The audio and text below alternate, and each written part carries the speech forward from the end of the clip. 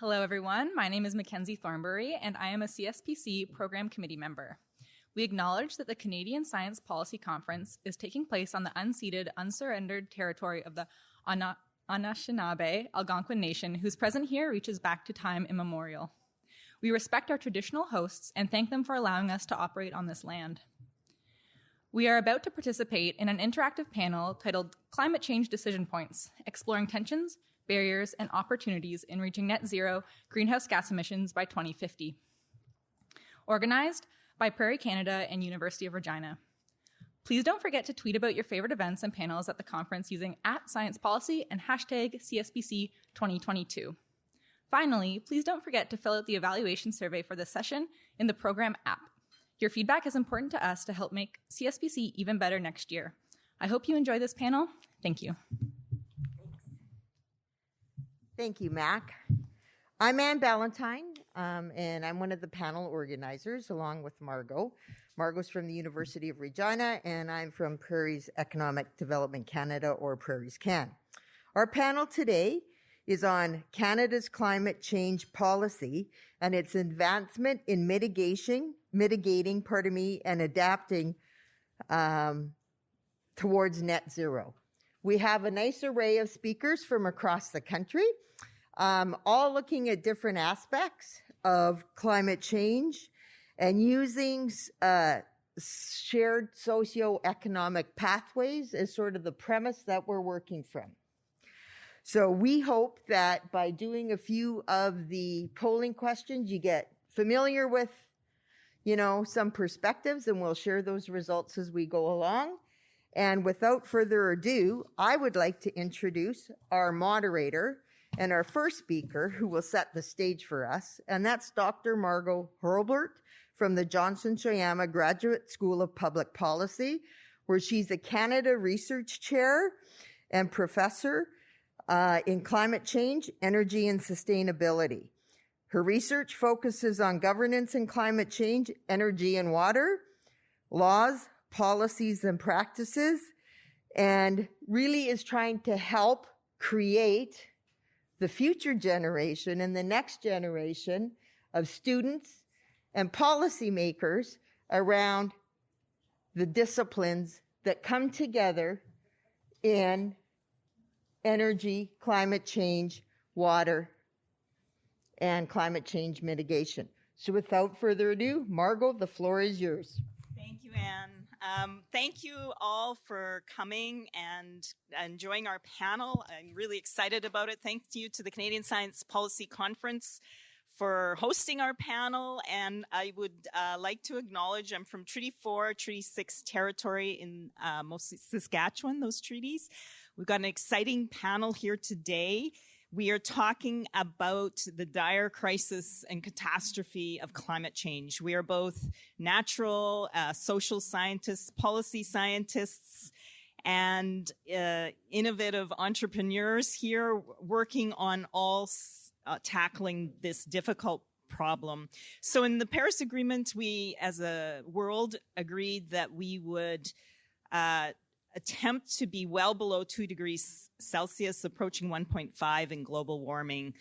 Current projections, conservative current projections, are that we are well on our way to 2.7 degrees warming, upwards of 4. And I'm showing a tipping points publication that just came out a few months ago from some of the climate modelers, and what they're showing is some of the tipping points. And they were advising me just a few months ago in some of our meetings that we are already at 1.4 degrees warming. And it's just conservative to be saying that we're at 1.1. We're actually on 1.4. So it is very dire. Our tipping points, our coral reefs are vanishing. There's a slowdown of the northern polar oceanic circulation, loss of Arctic sea ice, a collapse of the glaciers, the complete and utter failure of the Amazon rainforest, and of course here in northern Canada, the permafrost is thawing. So incredible risks that we're facing, but we do have the solutions, and the solutions are a inter and transdisciplinary project called the socioeconomic pathways. These socioeconomic pathways are narratives. They are stories that we have developed and the climate modelers have modeled to show that we can tackle climate change under multiple decision points. It's not linear. There's not just one way to tackle climate change. The modelers almost 10 years ago started developing with social scientists narratives. And you'll see on your handouts on the beautiful colored, we've illustrated these narratives for you. And we're going to be referring to them occasionally during this panel. So I will start with socioeconomic pathway 1. And this is SSP 1 in the bottom left-hand corner. It's the sustainability pathway. This is the most well-known pathway. It is so important. Our Intergovernmental Panel for Climate Change adopted the 1.5 in its 1.5 report in 2018. It's about sustainability, and it's about lowering population greenhouse gas. It's about lowering GDP, addressing inequality. But there are alternative future pathways that are also depicted in these socioeconomic pathways that can still lead to us reducing global warming eventually and clawing back from that projection of 2.7 through negative emission technologies such as carbon capture sequestration that our panelists will talk about. So it's not linear, it's not simple. Our SSP5, which is in the top left-hand corner, is about developing our fossil fuel, having strongly globalized, increasing connections, focusing on our local environment, although in that pathway there's little concern for global problems. Zinta is going to speak at the end about some of the other pathways, so I don't want to steal any of her thunder. So I'm so pleased you're all here, and I would like to turn it back to Anne. Excellent. Thank you very much, Margot, for that overview of the pathways and some of the tipping points and the decisions that have somewhat been set as goals. I'd like to introduce now our first speaker, Chief Cadmus Delorme, who's Cree and Saulteaux and is the chief of the Cowessess First Nation. He is finalizing his Institute of Corporate Director designation. He has a Master's of Public Administration from the Johnson Choyana Graduate School of Public Policy and a Bachelor of Business Admin, along with a Certificate of Hospitality, Tourism, and Gaming Entertainment Management from the First Nations University of Canada. Chief Delorme graduated from Cowessess Community Education Center, and he was awarded the Queen Elizabeth II Diamond Jubilee Medal for his student leadership and the hospitality he showed to Prince Charles and his wife, Camilla. So, to talk about the wonderful and innovative new and exciting initiatives that are taking place on Cowessess First Nations in Saskatchewan, we would like Chief Cadmus to talk to us a little bit about sustainability and what it means to them. Chief Cadmus? Yeah, our panelists are going to sit, and Zinta will be on the screen because she's at COP 27. Thank you, Nanaskamun. I just said thank you in Cree. Good morning, everybody. It's such an honor to be in Ottawa. I landed last night, and the cab driver said it's cold here, and I'm from Saskatchewan. I just laughed at him. I thought, oh, that's cute. I told him, yeah. Cowessess First Nation, we're in southeast Saskatchewan. Our ancestry is Cree, Ojibwe, and Métis heritage. One of the things when it comes to policy in our country, and we're starting to get it, is Indigenous people are rights holders. They're not shareholders. They're not stakeholders. Indigenous people are rights holders. And if anybody wants to attest that, because I love policy, might just go to the Supreme Court of Canada, and over 270 rendered decisions confirm that Indigenous people are rights holders. That's the biggest challenge that comes to understanding the social and economic policy approach to working with Indigenous governing bodies in this country. In 2008, somebody came to Cowessess First Nation. I was elected chief in 2016, but in 2008, somebody came to Cowessess and said, "What is your thoughts on renewable energy?" And talking to a First Nation that realistically manages poverty on a day-to-day basis, it was like talking French to an English audience. We're like, what is renewable energy? Like, we've heard about it, but what is it? And they explained it to us at the time. It's solar, it's battery storage, it's turbines. And so we were bought in at the time. But the thing is when you manage poverty, you don't have much equity to put in, because all of our equity goes to homes, to making sure our language stays afloat and stuff like that. We eventually got our first project. It took 3.5 years. We had to convince a government, because in Saskatchewan, it's a monopoly to sell the power you generate to one buyer. No Indigenous governing body in Saskatchewan to that date had a purchase power agreement. So it took 3 years to convince that we were worthy of it. And that's a policy story. I just wanted to mention that. It's easy to talk about transition to options, but Indigenous governing bodies kind of have to convince that we're actually capable of doing it. That's an extra energy that has to be spent, and sometimes you don't see that. So we eventually got our first project to fruition. We got a purchase power agreement for one turbine in 2011. And with it, we got 2 storage batteries. And so these batteries fill up, because it's not always windy in Saskatchewan, but it's pretty windy. For any golfer, it can be like a 2-club wind at time if you're a golfer. But when it's not windy, the batteries fill up and go into the grid. So we have a constant flow into the grid. We 100% sell it to the grid, and we get money, which in return we use for what we need. In 2016, when I was elected chief, I was a part of the project, but more as a student at the time. I noticed we weren't being efficient. We were actually only producing 0.6 megawatts of our 1 megawatt purchase power agreement. So we added solar panels to reach the 1 megawatt. And that was a challenge in itself. Last week, we turned on a new project, a 10 megawatt solar, which powers 2,500 homes in Saskatchewan, purchase power agreement with SaskPower. We're currently working on a 200 megawatt turbine project in Saskatchewan. That's 36 turbines valued at about $200 million to sell back to the grid. I'm just going to leave my opening comments to climate change is real. Indigenous worldview is needed more than ever to address climate change. What we know in this country is Western worldview. And that's not a bad thing, but that's what this whole country has been built to this moment in 2022. Truth and reconciliation calls to action.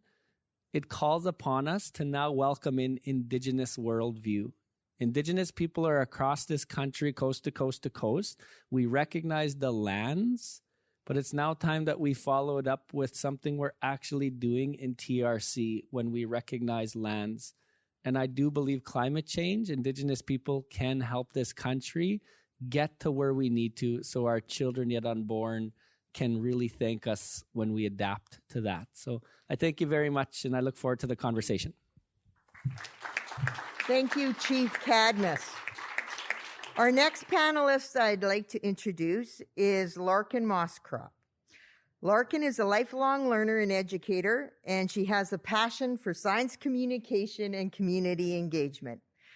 Larkin's career in nuclear started as an environmental remediation specialist at Canadian Nuclear Laboratories, where she is also currently a senior project manager for science and technology. Her passion for a better planet around issues of climate change and sustainability is what drives her work. She has a focus on hybrid energy and nuclear science and technology and hard to carbonize industry and sectors. She has a passion for fact-based energy literacy and awareness and learning opportunities. Larkin, the floor is yours. Thank you so much. So it's actually the hard to decarbonize industries that I am really interested in, and sectors. Carbon, we know how to do that far too well. So Yeah. So we were talking yesterday about how steel, chemical, and cement industries are some of the top emitting industries, and those are the hard to decarbonize. But so is heavy transport, and so are remote location energy. And so when we're talking about the energy transition, it can also be part of how to reduce industry and industrial emissions. So I'm coming from Canadian Nuclear Laboratories, so of course I'm going to speak about nuclear, but I'm also talking about hybrid energy and how nuclear is a piece of the future. In fact, both the International Energy Agency and the IPCC have both neutrally identified that nuclear is going to play a key role in the future energy scenarios and in the future net zero targets. So how can nuclear help? Well, with our complex and integrated energy systems moving into the future, nuclear can provide that base load clean power. In fact, if you look at all countries who have been able to decarbonize, you will see they've either done it one of two ways. They've done it with a large nuclear fleet, such as France, or they've done it with water. So, such as Norway. So if you have lots of hydro, that's terrific for you. But if not, there is nuclear power to provide that base load power. And how they can actually contribute to decarbonizing these industries is through that high temperature of new reactor types. So our current reactors operate about 300 degrees, and our new advanced reactors, such as molten salt or very high temperature gas, can reach up to those industrial needs of 1,000 degrees Celsius, where also having new fuel development to have fail-safe types of fuel. So for example, a TRISO fuel is a ball of fuel about this big that has different technology and materials to make it so it can't actually melt down. So the other piece is remote and off-grid energy. If you've ever seen where the grids actually are in Canada, the majority of Canada is not covered by an electrical grid. And so there's a lot of opportunities for nuclear to act as a base load power provider to provide not only energy and electricity, but that heat that is required. So for example, up in our northern parts of our country where heat is a big demand, and in fact right now we're generally powering that with diesel, we're able to put these smaller reactors that are going to not only provide industrial heat in remote locations for mining, for example, but also heat for people's houses, and as well electricity, which can power greenhouses to help to reduce the cost of food, for example, in some of these areas. So I'm not going to go on too much more, but the final thing is hydrogen. So hydrogen is only clean if it is produced by clean sources. And so if we can produce hydrogen with excess electricity from nuclear reactors, then we are able to have clean hydrogen that has lower CO2 emissions associated with it. And this hydrogen is going to be able to be used for heavy transport. It will also be able to be used as a feedstock in other industries. And this low carbon hydrogen is a key feature of our future energy scenarios as well in terms of storage and energy storage. Now, taking electricity from, say, renewables and storing them in a battery is one option. But the coolest thing I learned recently is that hydrogen can store up to an entire season's worth of electricity, whereas a battery can't store that amount of electricity. You may recall back in the summer, California was very excited about being able to run off their renewable grid for 1 minute. And they have the most batteries in the entire world. So we need to think about energy storage, energy carrying, as well as how we can support industry differently. And I think that's where nuclear can really fit into that picture. Thank you. Excellent. Thank you very much, Larkin. Decarbonization. Sorry, I lost the D. Our next panelist and speaker I'd like to introduce is Wes Strickling, who is the Vice President, Technology Development, and COSIA, which is the Canada's Oil Sands Innovation Alliance and Pathways Alliance located in Calgary, Alberta. Wes assumed the role of COSIA Chief Executive in August 2019 and became the Vice President, Technology Development in COSIA under the Pathways Alliance in May 22. Prior to joining COSIA, Wes was the Chief Executive Officer at Innovation Saskatchewan and Deputy Minister of Intergovernmental Affairs for Saskatchewan. He's held several senior roles in corporate, government, and international organizations, including UN postings. Wes is going to speak about the Pathways Alliance, some of the great innovations in fossil fuels and oil and gas that are taking place, but he's also going to help us understand some of the trade-offs in this complex climate change world. Wes? Thank you.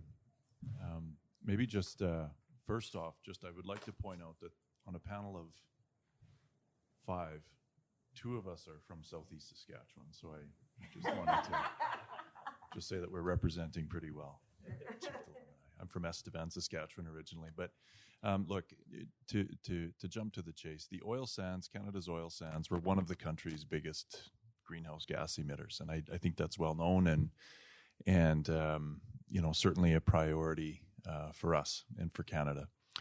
And while we have made improvements, it's not a newsflash for us. We've been working on this for years, and we have made improvements over the past decade, but it's the next decade and the decades after that matter more. And so I guess how we talk about it is it's our Achilles heel, and we need to take some pretty urgent action to address that. And so it needs to come down as quickly and as deeply as possible. And so, what is the Pathways Alliance?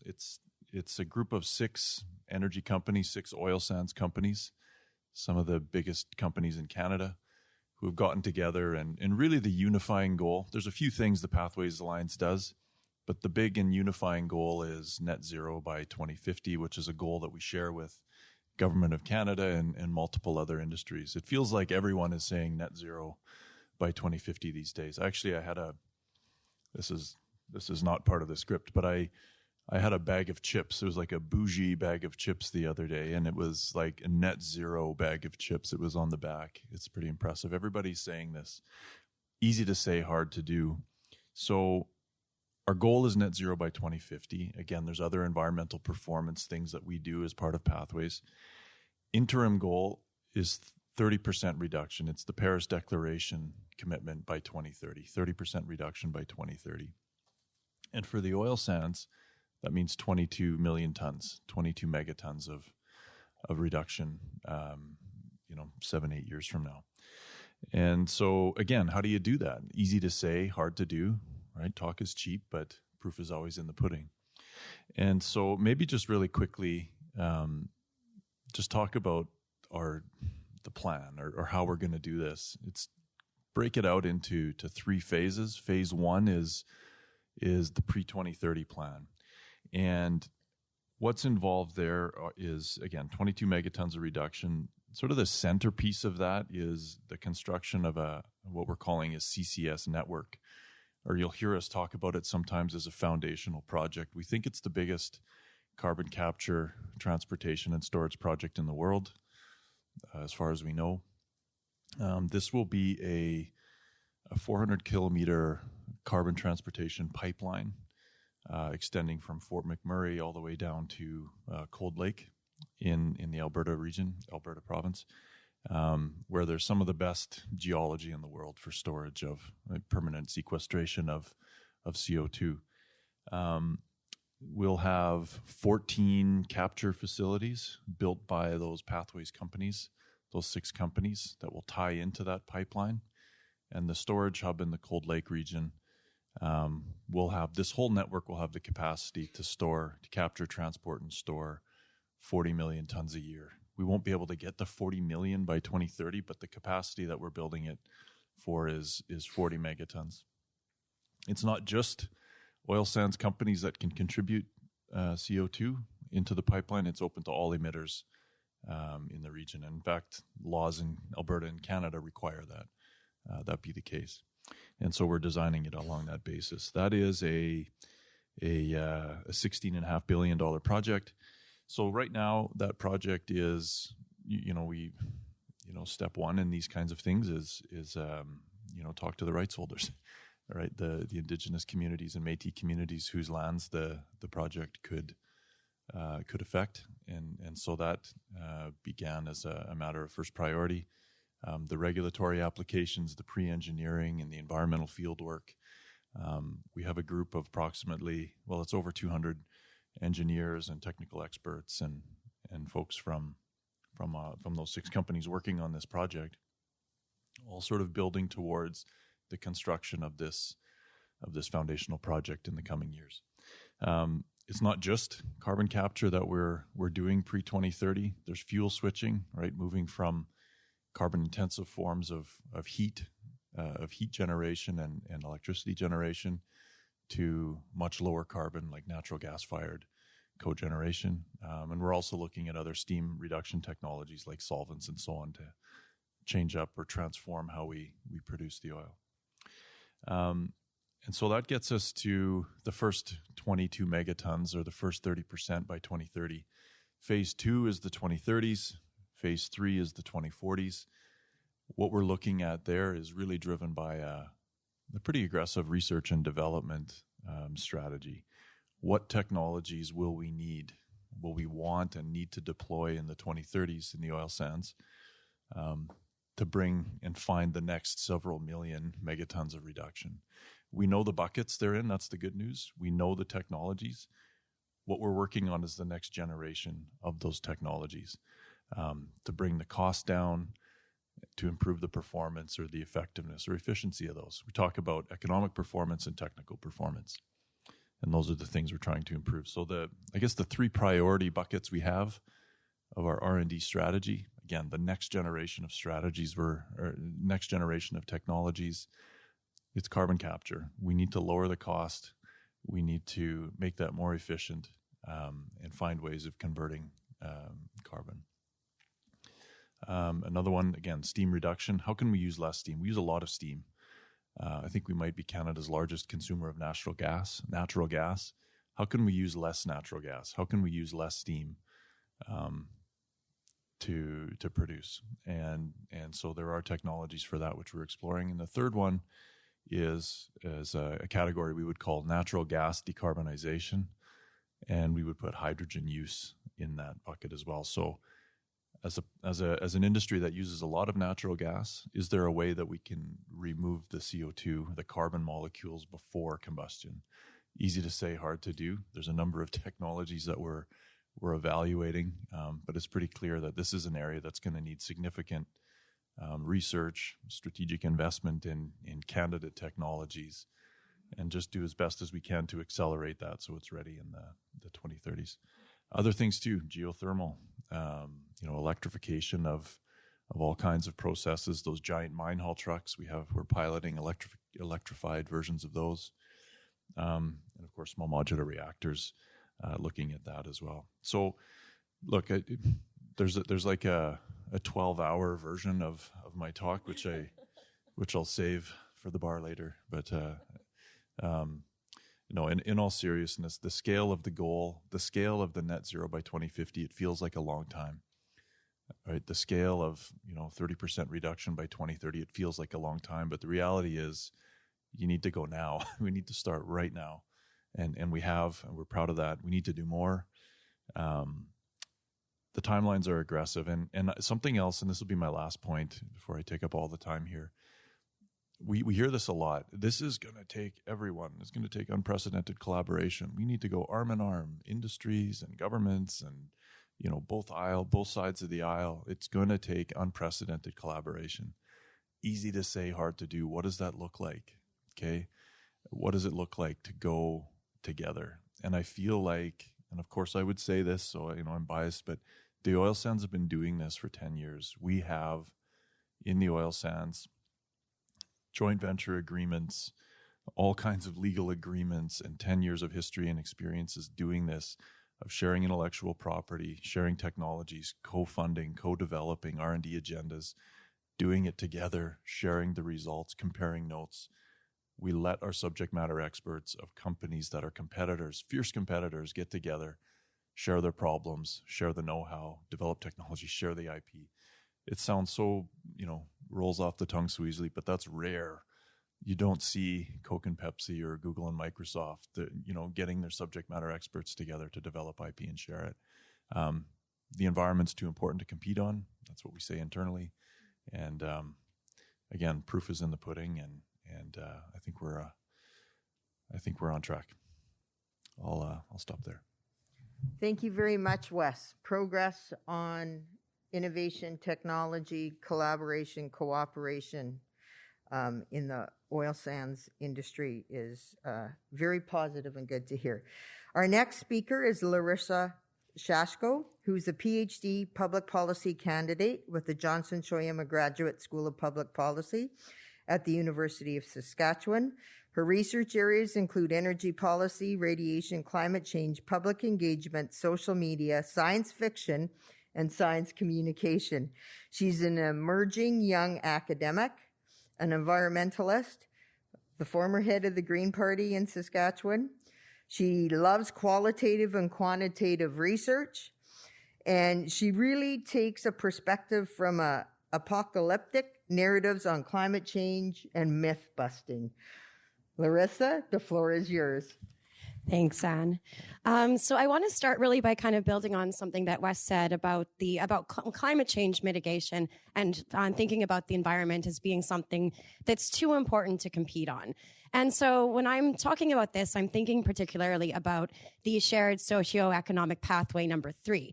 This third scenario, which is regional rivalry, or this idea of it's going to be a rocky road ahead. And I think these scenarios are really interesting and really important because when we think about navigating uncertainty and what that means in a policy space, how do we do that when we don't have a real example already in place? So when we're talking about apocalyptic narratives or these stories about the end of the world, well, we don't really have an example to build from. Or do we? Because really, when we're thinking about these stories of the future, we have imagination. And imaginations of the future can shape our reality. So in my research on climate change, and I've been doing this for quite a long time, my entire adult life, I've been trying to think about how do we approach climate change and how do we actually survive this as a human species. Well, this has really led me to science fiction. And science fiction is an interesting area. It's this interesting intersection between science and art. And I think that in Canada, arts are undervalued. And I think really exploring that bridge between arts and science is something that we haven't done enough of, especially in the policy space. So really when I've been in my research, what I've really been interested in is looking at how we can learn from these apocalyptic narratives, but also how we can use these apocalyptic narratives as a tool to engage the general public or those people who might not necessarily be interested in science. And one of the barriers I think that we have with science policy is that if people aren't interested in science, how do they trust science? How do they trust decisions that are being made about science? And how do they also, there's this other problem with trust about people not trusting elected representatives enough. So when we've done polling before, we found that people have a high level of trust in scientists generally, but a very low level of trust in elected representatives. So how do we then make these scientific decisions in that policy space? Some of my research has been really looking at youth engagement and how do we engage with youth using science fiction stories about climate change, about the end of the world, and also I deal with nuclear power education and engagement, so about radiation as well. And there's so many stories where we talk about, where we see in popular culture these scenarios about the end of the world when we, especially that bridge with radiation too, we think zombies, superpowers, and then just general end of the world stories and those post-apocalyptic narratives. And a lot of those post-apocalyptic narratives, we see this third scenario playing out, these regional rivalries. So instead of this collaboration that we need, or this world where we're all working together to solve the problem, it becomes very much about those individual regions trying to meet their needs and fighting against other regions who are meeting their needs. So these are some of the stories that we don't want to see playing out in reality as we actually continue down this road of climate change. But another important point to remember in this is that the apocalypse isn't a movie. The climate change apocalypse isn't a movie. It's not an event. And I think apocalyptic narratives really like to portray the end of the world as being a single event. And that's not how we see climate change happening. Climate change is an uneven apocalypse. So it's something that's already happening. That boiling frog narrative is where we see that climate change story about the end of the world occurring. And that's important to realize, because we can't simply think of these apocalyptic narratives as going to be playing out in reality. We actually have to understand that there's something more going on here. But it is useful, I think, to look at it through this lens of stories about the end of the world, because it takes away some of that clutter. It takes away some of those elements where we get so lost in the wicked problems that we never actually get to the solutions. We're so stuck in debating all the uncertainties that we don't actually make progress in that goal of collaboration. So I want to just kind of end my opening remarks here with some of the recent research I've done with youth engagement and trying to get people interested in science who might not necessarily otherwise be interested, and that bridge between science fiction and science communication. So what I've been looking at is social media, and in particularly not just Twitter. Twitter's great, but it's really good for public perception analysis, but it's not reaching youth. It's not reaching women in comparable levels to men. So I've been looking at Instagram. I'm going to be looking at TikTok as well in my PhD thesis, but really Instagram, this platform where we see a lot of, especially young women, are active on it. But what you see on Instagram is a much bigger presence of things like fashion versus science, so especially when it comes to like nuclear energy. So I've created this science fiction character called Atomic Eve. This is based on Atom Eve from The Invincibles. So science fiction character who wears all pink, which is why I'm in pink, and looks very much like me in real life. But my science fiction character on Instagram is going to be a tool that I use to engage with youth on the topic of radiation and to hopefully spark that interest. So it's kind of some of the creative elements that I've been looking at doing for new approaches to actually solving this very wicked problem of climate change. So I'll leave it at that. Excellent. Thank you very much, Larissa. The creativity and the ingenuity is partly what we're going to need to solve the problem. So thank you for that. I will now turn to our final panelist, Zinta Zummers, who is currently a humanitarian affairs officer with the United Nations Office for the Coordination of Humanitarian Affairs. She is a specialist in risk management and climate change adaptation, working to reduce the vulnerability to climate shocks by strengthening early warning and anticipatory action systems. Zinta is joining us from COP27. And Zinta, the floor is now yours. Thank you for joining us today. Great. Well, thank you very much for having me. And if you can't hear me, just please holler. But it's been really interesting to listen in.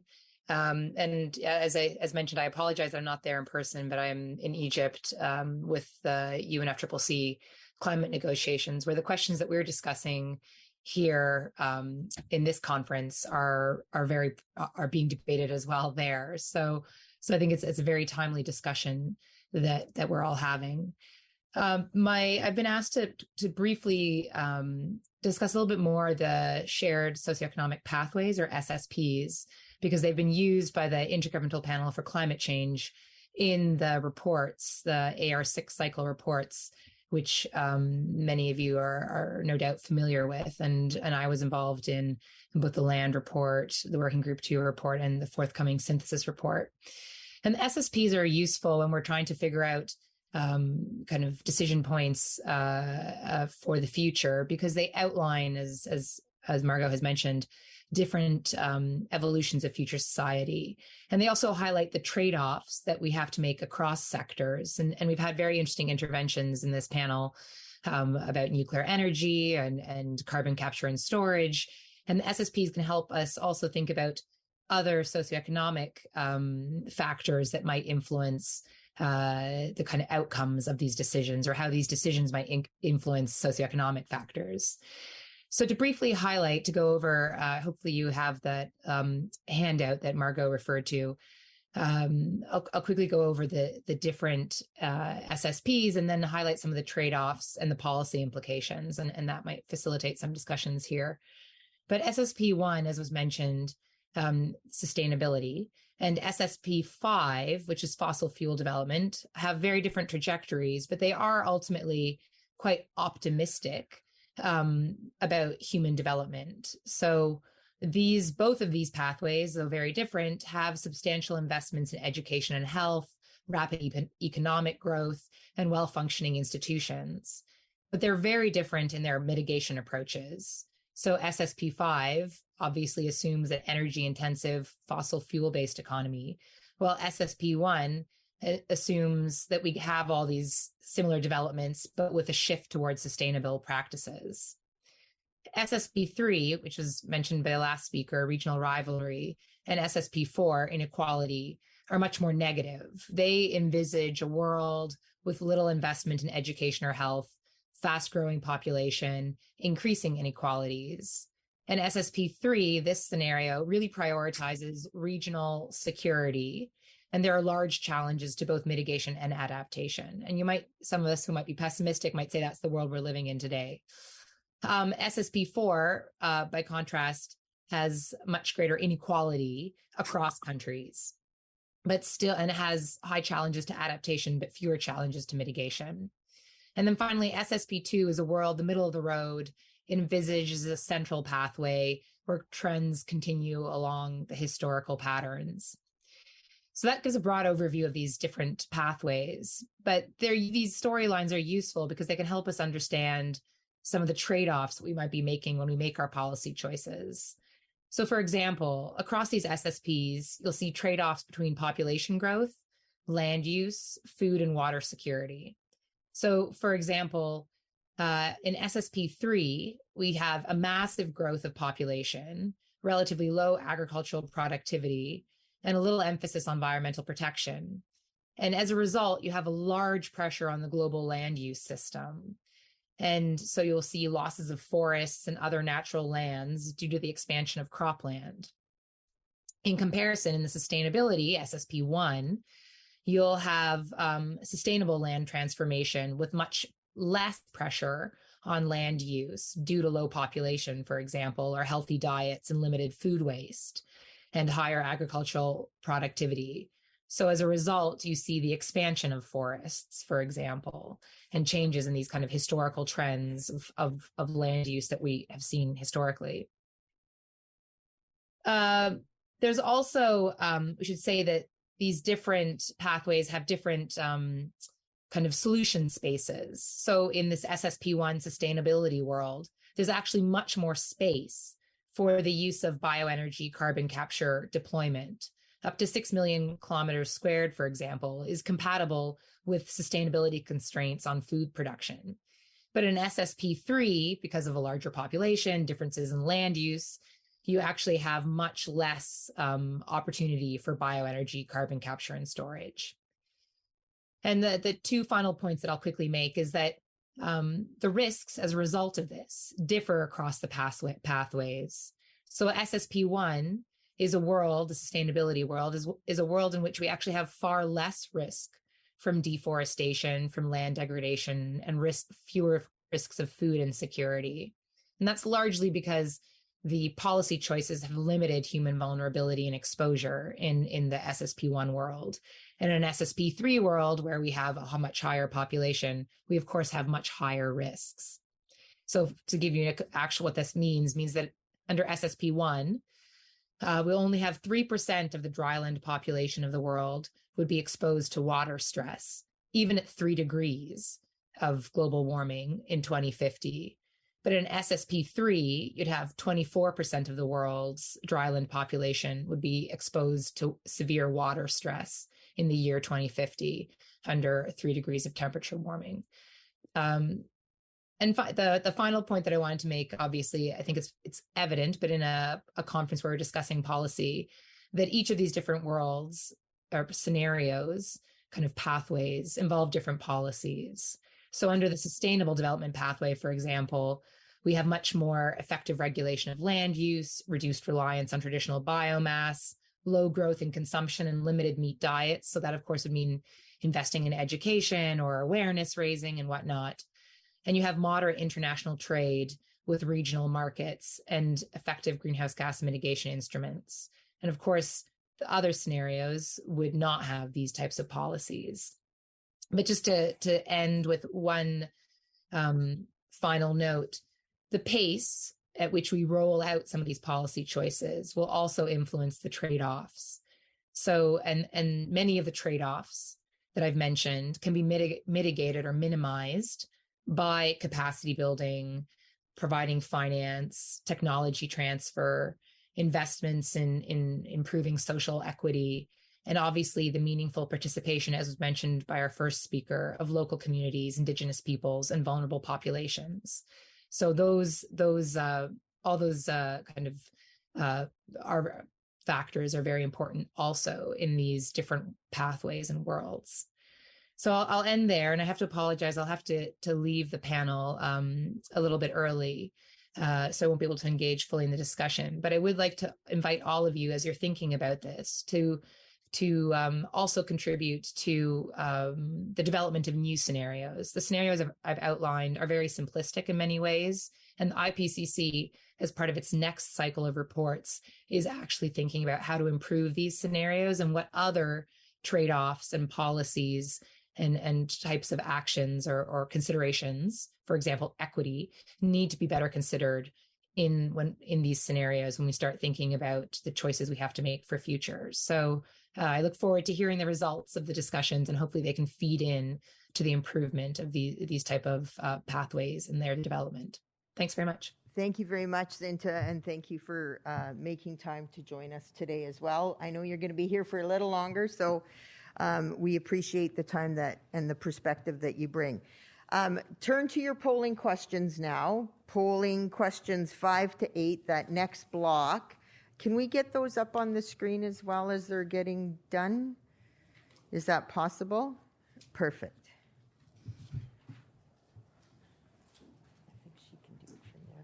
And while we're doing that, I'm going to ask Margot to take over as the polling questions are getting put up on the screen, or that you can see them on your phones. Wow, I'm really impressed with all the people looking at their phones doing the questions. So please keep doing that as you keep one ear listening to us. And Zinta, if you're still there, my first question is for Zinta. When Zinta and I were working on the Land and Climate Report in Geneva, we presented SSP3 and SSP1 as figures, and were unable to proceed into the final draft because people didn't want to embrace anything but the sustainability paradigm. So we couldn't talk about inequality. So this is a loaded question if you can answer it, Zinta, and you're still there. Inequality is so pervasive in the global realm, but also in our local realm. And can you give us any insight to what's happening in Egypt in relation to loss and damage, in relation to addressing inequality, and how this might inform narratives going forward? Just before you answer, Zinta, I want to say that on the screen is the question that lists, which option or pathway Canada should choose as set out in the diagram. And it's actually very closely tied between sustainability and middle of the road. So SSP1 and SSP2, FYI. Now, if you could answer Margot's question. Yeah, thanks. And actually, this question of equity was raised. It's a hot topic, obviously, in Cairo or Sharm, I should say, Sharm el Sheikh, but in the negotiations. There have been a lot of actually side events where they've discussed the SSPs in these scenarios, where, for example, in the India Pavilion, they were saying that the problem with all these scenarios is they don't actually effectively consider equity, and if we wanted to have kind of a fair or equitable kind of transition and pathways, what would those look like, and how would the policy choices have to differ? And that's, I think, something that really has to be developed for the next cycle. But in terms of the questions about where we are in loss and damage, and some of the discussions, I'm sure as many of you have heard, there's now the question of loss and damage finance is for the first time kind of openly being discussed as an agenda item in the negotiations. So that has been something that's, very important, I think, also in terms of equity, where many of the most vulnerable countries have said that they need additional finance to minimize and address the losses and damage from climate change. So we'll see where they, I think it's down now to the last wire, and they'll, I think there's broad agreement that there will be some sort of funding for actions in this area, which hopefully can address some of the equity issues or justice issues. But when and how, that's the devil's in the detail of all these choices, and that's the hard part. So I don't think we have the answers there yet. Very interesting, because in the room here, looking at the question, it's quite split as well. And so we want to thank you for your perspective. And again, it gives us food for thought and insight on how do we proceed and what are the next steps we have to take. The next question 6, what is the appropriate mix of technologies that need to be deployed to achieve emissions reductions while staying within a carbon budget, limiting costs, delivering required standards of performance? That would be question 6. Polls, what are your perspective and answers on that one in the room? They're just going to switch to that question.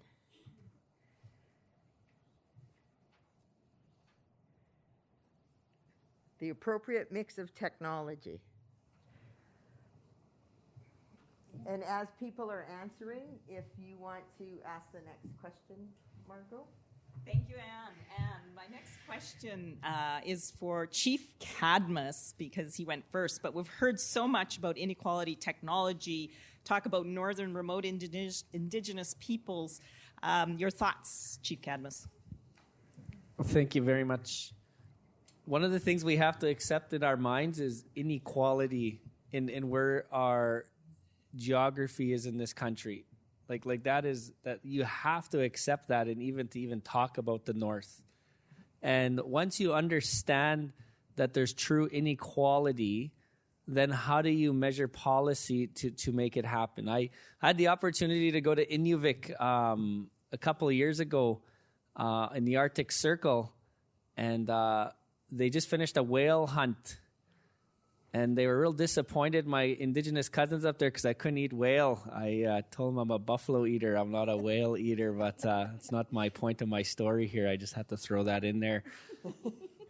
I talked to one of the elders, the senior citizens. In Indigenous worldview, our elders have their masters and PhDs, so we go to them for guidance. But I asked her, what is the world changing since you were a little girl up in Inuvik? And she kind of got emotional with me and said the world actually tilted a little bit, she said, in what she sees up in the Arctic. And so it's real. Like, I'm not here to convince anybody that, but what is the inequalities in the North?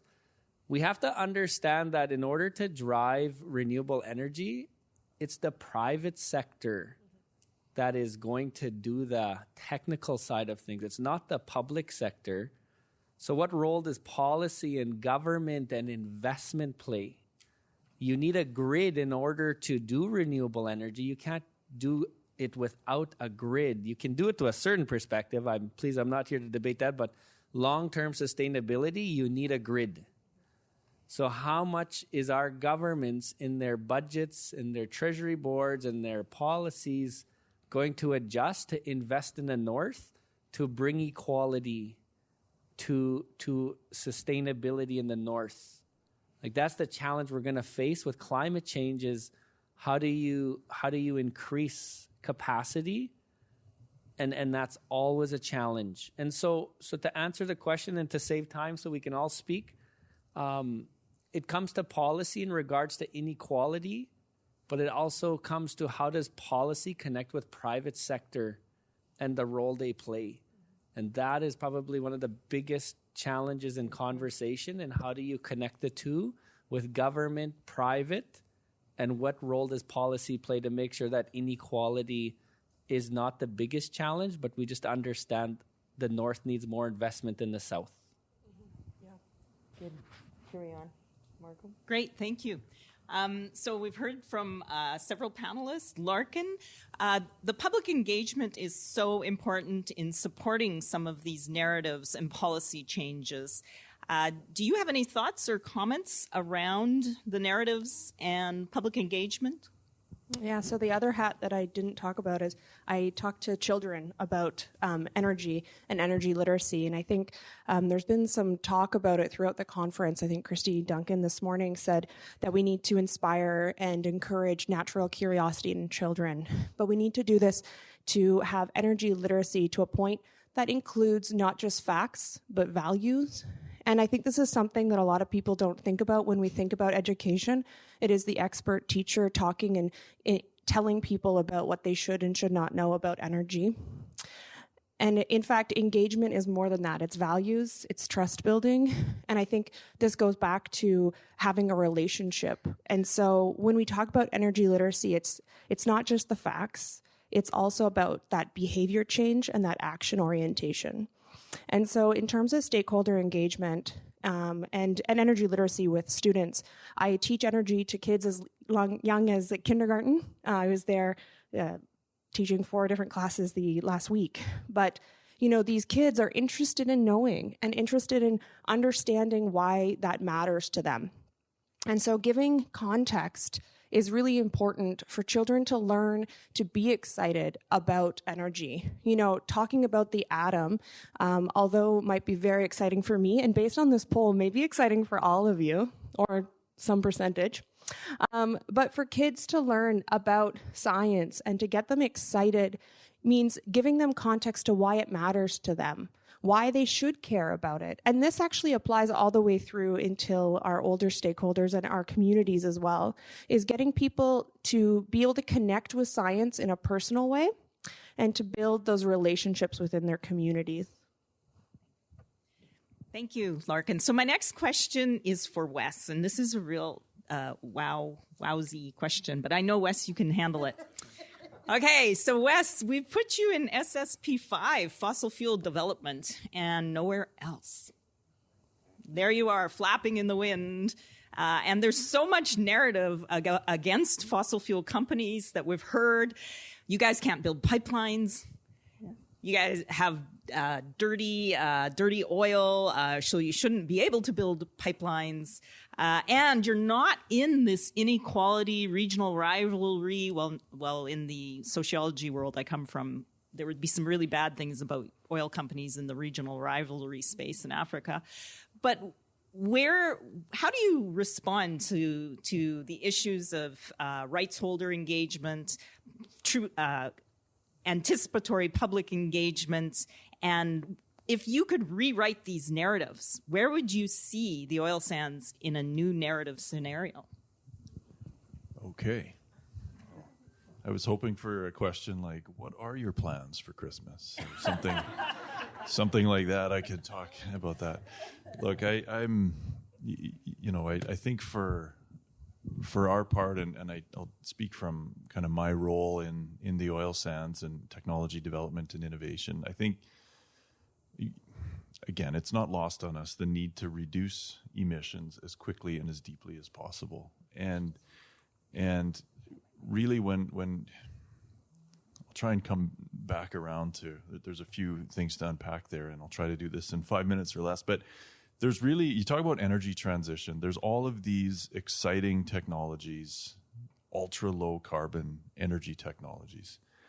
And you see like clear evidence of this. And if you could scan the media every week, and I'm sure all of us do, every week there's these signposts or these milestones being hit. Hydrogen is now this much per liter, and energy storage just broke this threshold, and solar is now this price. Like it's this inevitable march towards mass deployment, low cost, ultra low carbon energy technologies. And we see that happening, and we're excited about it. And that's really the first question. How do we accelerate that so that it's mass deployed, that it's affordable, and it's the obvious choice? How do we accelerate that? And I think that's what a lot of people here in this room are thinking about. But the second question is, I think the second question starts with the acknowledgement that that's not going to happen by the end of the year. Right, that's going to happen gradually. It's not an event. This happens gradually over years, probably decades, and yeah, there's billions and billions going in to accelerate that the new and exciting technologies. But in the meantime, the world is still consuming 100 million barrels of oil a day, right? And that's continued to rise probably till 2025, slightly. And then depending on what, there's multiple projections for this, but the most aggressive projection of aggressive policy and climate action and assuming technological breakthroughs and so on, and pick your forecaster, International Energy Agency, the most aggressive one. I don't have the number, but I think it's 60 or below 60 million barrels. That's still a lot of oil that the world and the global economy rely on. So that's the second question. How do we cut the emissions from those barrels or from those fossil fuel sources, high emitting sources, now? We can't just wait for all of the exciting technologies to be ready, right? What do we do now? And that's really where Pathways and the oil sands are thinking is, how do we do that now? Because we believe that we have to, right? We have to significantly reduce those emissions, ideally to zero. And that is the goal. And so to say that, and there's a lot of narratives out there right now, and a lot of, this being Canada, it's who we are. We apply a tremendous amount of scrutiny to natural resources and our environment and stewardship of the environment. And the oil sands is probably quite rightly the focus of a lot of that scrutiny, and that's just who we are. But why aren't they spending more? Why aren't they doing more? There's these record profits, and you should be investing now. We need a windfall tax. They need to pay more. We're in motion. Like we're responding to these questions and these comments all the time. The reality is the world will continue to rely on fossil fuels as this transition occurs. We believe that we ought to be cleaning up, reducing the emissions as drastically as possible until that transition occurs. And I think Canada, quite proud of this. Again, we have this model of collaboration, this leadership and innovation. We've got plans. The ball is rolling. It's been rolling for some time. And gosh, I could go on for a long time. But I think maybe I'll just finish with this. In any scenario, even the most aggressive scenario or forecasts, fossil fuel still plays a massive, massive part in the energy mix. We just have to do everything we can to clean that portion up. For our part, we feel like we're probably leading the world in our organization, our model, and where we're headed on this. Thanks, Wes.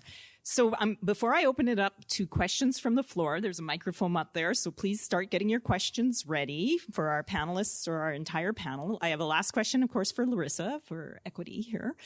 And because we have such a representative from Saskatchewan, Southeast Saskatchewan in the Grassland National Parks, there's a sign that says, "Don't drink the water, it's radioactive."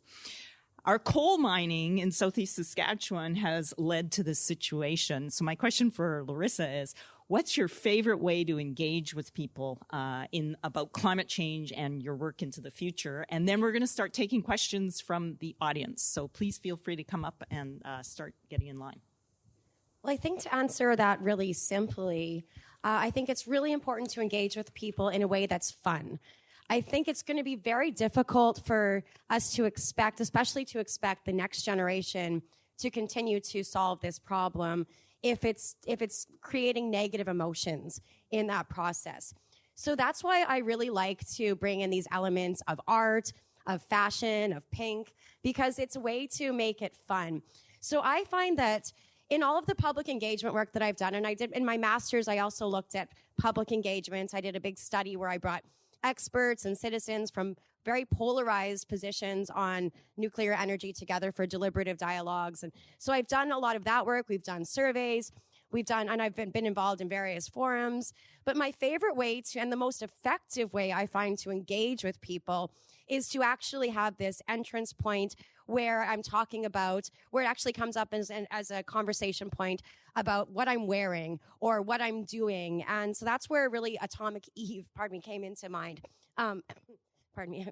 So really with Atomic Eve, it's been this idea of science fiction is something that people find entertaining. People like zombies. Zombies are a big hit. Like when you talk about zombies, it's something that makes us smile, even though they're really like interesting stories that have this implicit narrative about radiation in them.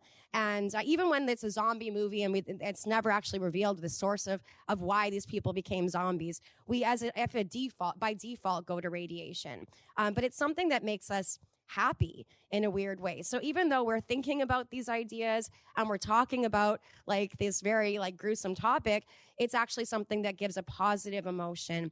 So for me, I think that that's also why the arts are really important as a way to engage with people.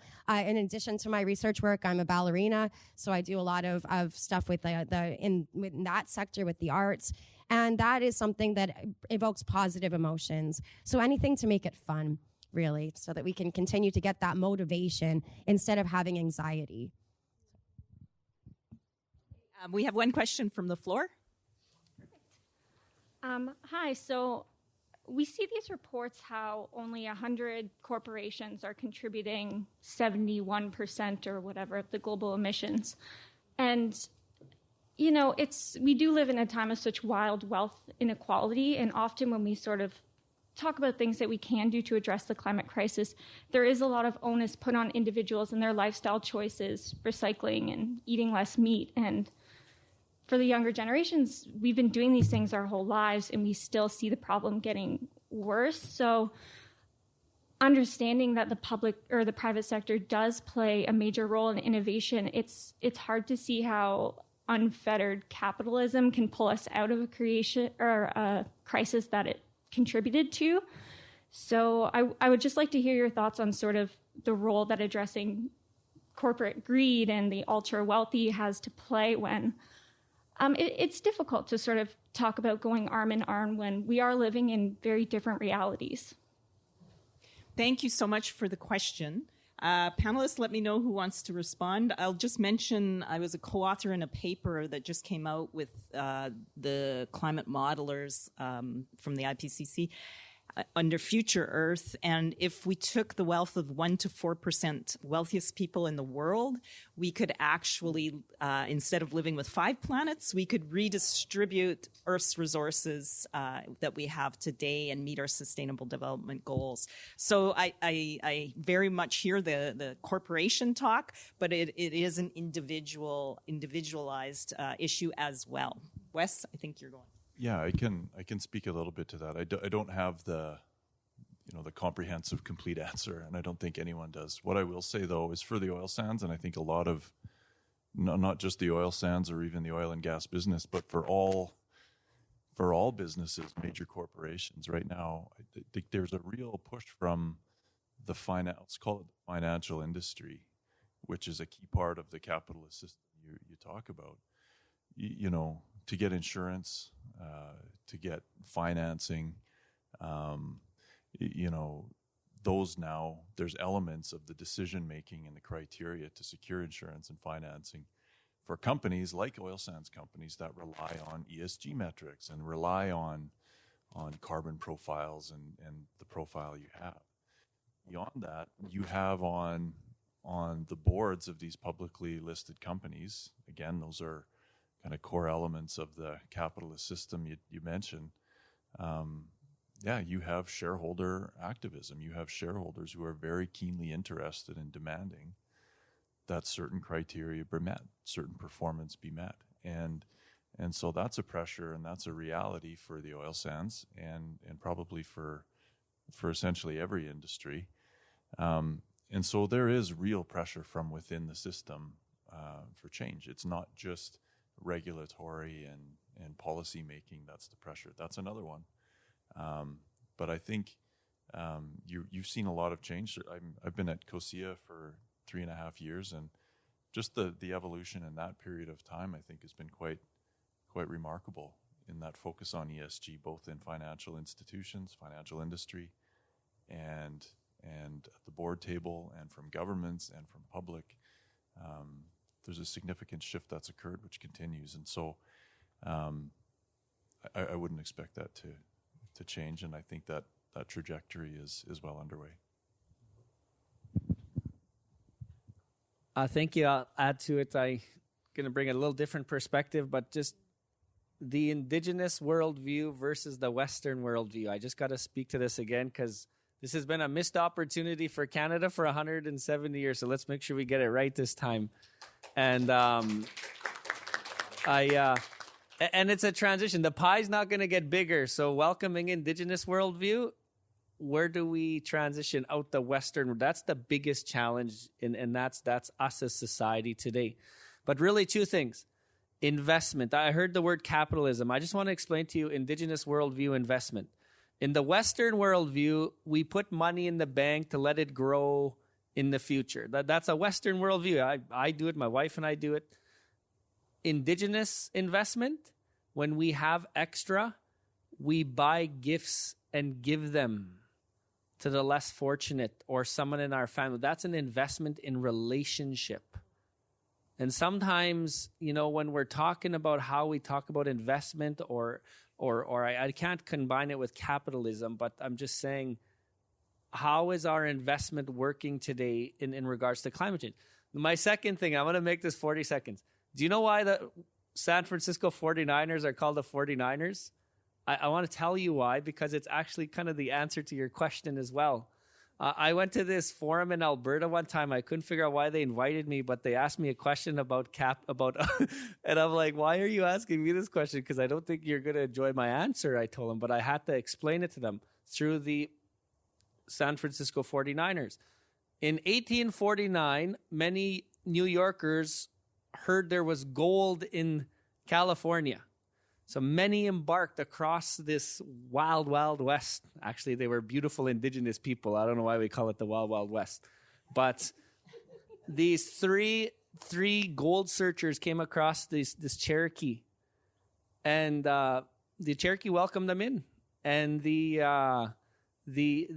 three gold rusher people were saying, yeah, we're going to go find this gold. We're going to be rich. We're going to be, prosperous.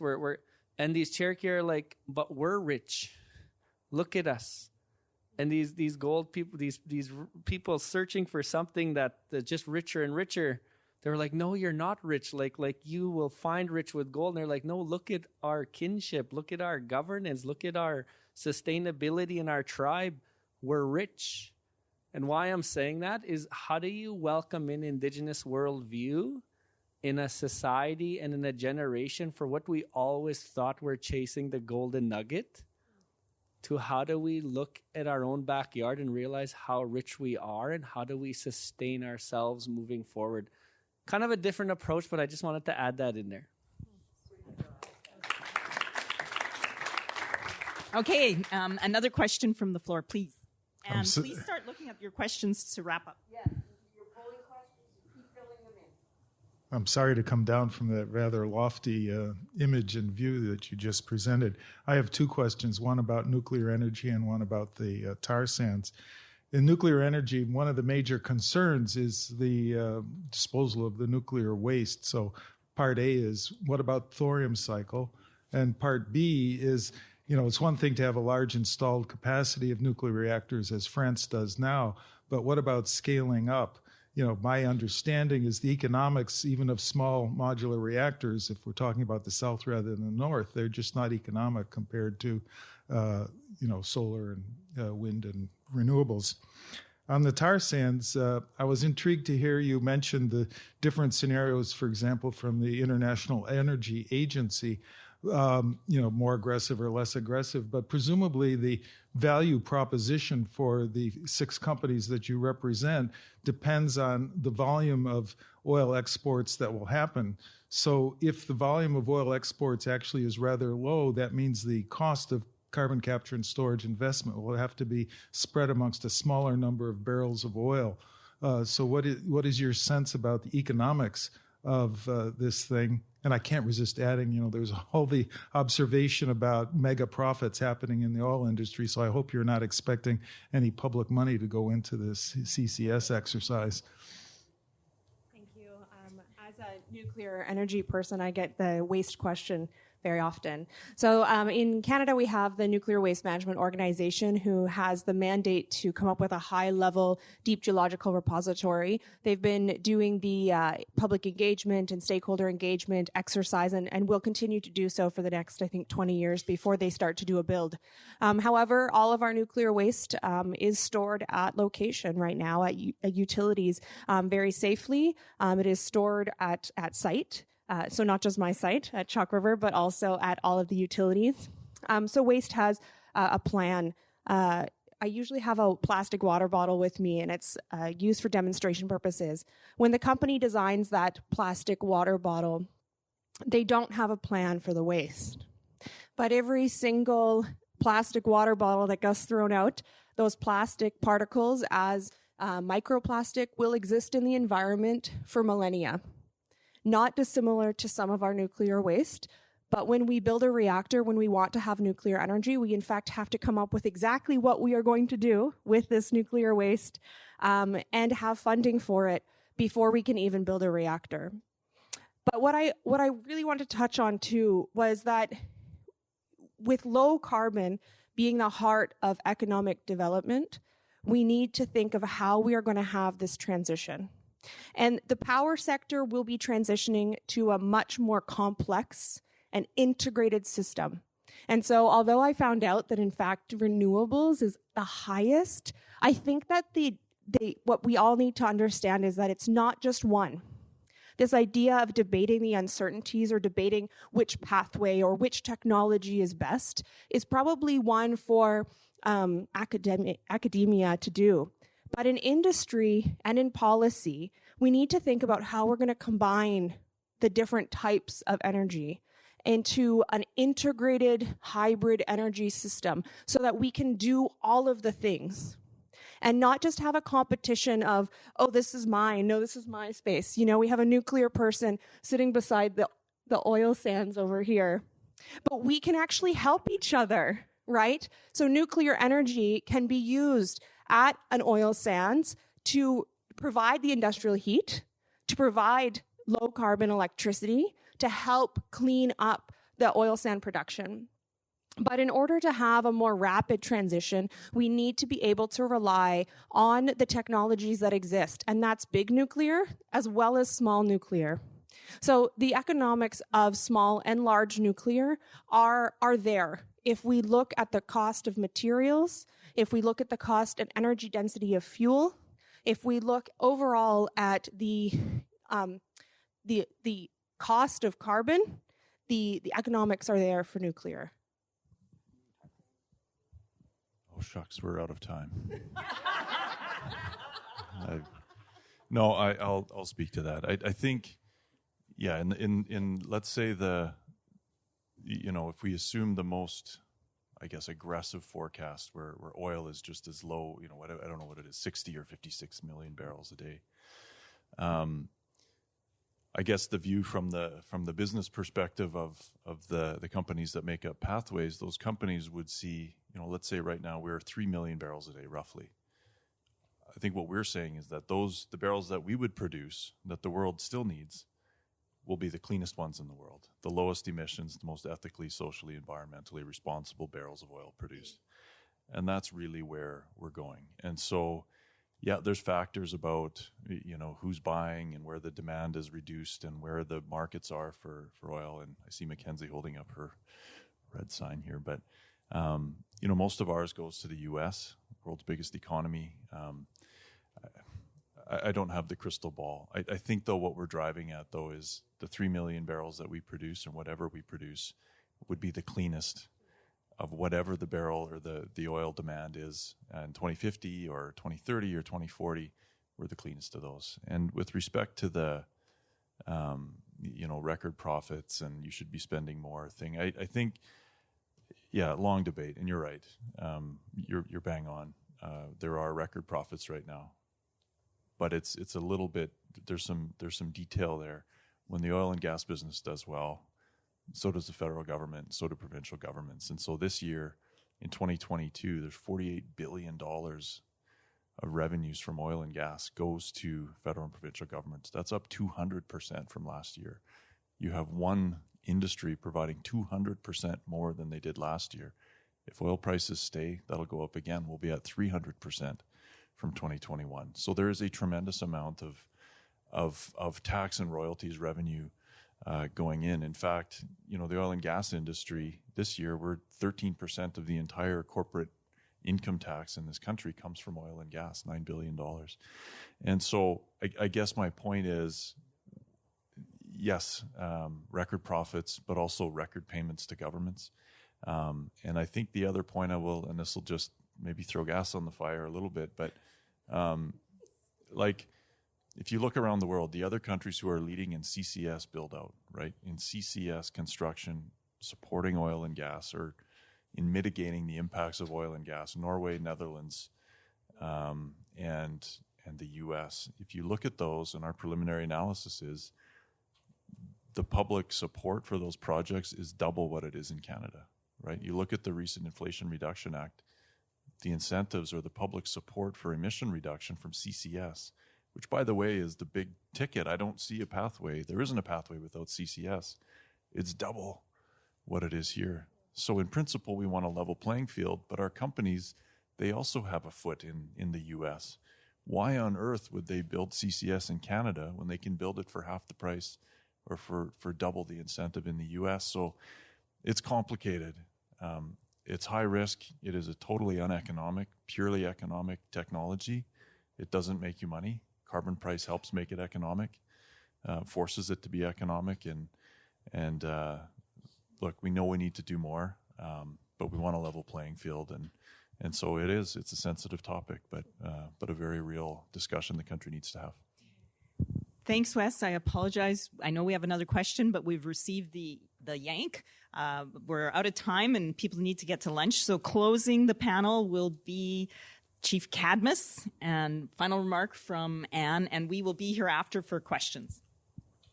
Thank you very much. I just want to say thank you to the panelists and the moderators. This is amazing. One other thing about climate change and policy, this is delayed gratification today. And that is the challenge we face, is we want tangible results right now. Our politicians need results so they can get reelected. Our politicians need to highlight things that are, and I'm going to be very open, it is a political conversation. And when you leave it to the politicians, I'm a chief, I'm not an MPM or MLA, but you leave it with us too long, we don't solve much. So I just want to say very, very respectfully, we do a lot of lip pointing and stuff like that, but this is really, we are in a country where we are dreamers and we can do this. We're doing it in reconciliation right now. It is real, like it's happening, but is climate change is delayed gratification. Our policies have to be real to address the political side of things. It has to be real to which the private sector plays. And it has to be true that Indigenous rights holders can truly lead this across this country, because every parcel of land has rights holders on it. And I just want to say that, we got to stay real. We got to stay, keep each other accountable. But this is truly delayed gratification, and that's something we just have to accept, that we're not going to see something tangible now, but our children yet unborn will thank us one day. So thank you very much. Once again, we would like to thank our panelists, our audience, and the University of Regina and Prairies Economic Development Canada for organizing the panel. Please don't forget to fill out the evaluation survey for the session in the program app. We hope you enjoyed our session and the rest of the conference. If you have any questions or concerns during the conference, please let one of the volunteers know, and I'm happy to help as well. Thank you and have a good lunch.